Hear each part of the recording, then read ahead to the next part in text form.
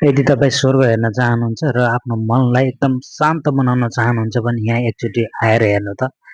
यति मन शान्त हुन्छ होइन, जस्तो अवस्थामा भए पनि यहाँ आएर यो साँझपखको घाम डुब्ने बेलाको हेर्दाखेरि चाहिँ मन एकदम शान्त हुने कि है।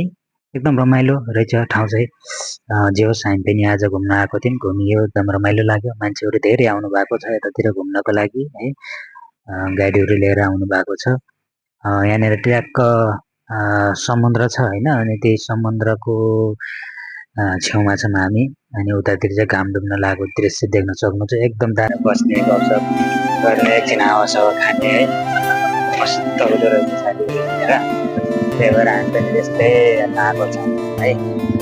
पानीको छिमाबाट कलाएर तपाईँहरू पनि आउन सक्नुहुन्छ, हेर्न सक्नुहुन्छ। नआए पनि यही हेरेर पनि एकदम आफ्नो मनलाई शान्त बनाउनुहोस्। यति दामी छ होइन, हेरेरै पनि मन शान्तिने ठाउँ के, त्यस्तो रमाइलो छ।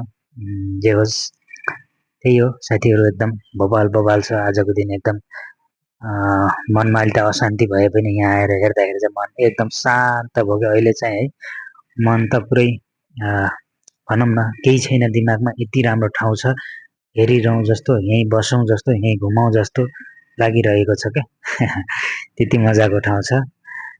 तपाईँहरू पनि नछुटाउनु होला, यो ठाउँ आउन एकचोटि आउनै पर्छ। जसरी भए पनि घुम्नुपर्छ, हेर्नुपर्छ ठाउँ चाहिँ होइन। देख्न सक्नुहुन्छ समुद्र छ, एकदम ठुलो छ समुद्र पनि, कतातिर छ खै देखिँदैन। मान्छेहरू आउनु भएको छ, फोटो खिच्नुहुन्छ, भिडियो बनाउनुहुन्छ, सबैजनाले एकदम रमाइलो गर्नु भएको छ। अनि हामी पनि सबै मान्छेको भिडमा बसेर यसो भिडियो बनाउँदा एकदम खुसी लागेको छ।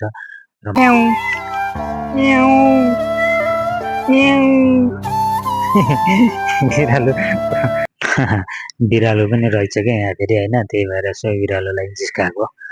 एकदम रमाइलो छ साथीहरू। कहाँदेखि हेर्दै हुनुहुन्छ, कस्तो लाग्यो भिडियो, आफ्नो प्रतिक्रिया दिन चाहिँ नबिर्सनु होला। र यस्तै भिडियो, रमाइलो भिडियोको लागि मलाई सब्सक्राइब गर्न पनि नबिर्सनु होला। धन्यवाद।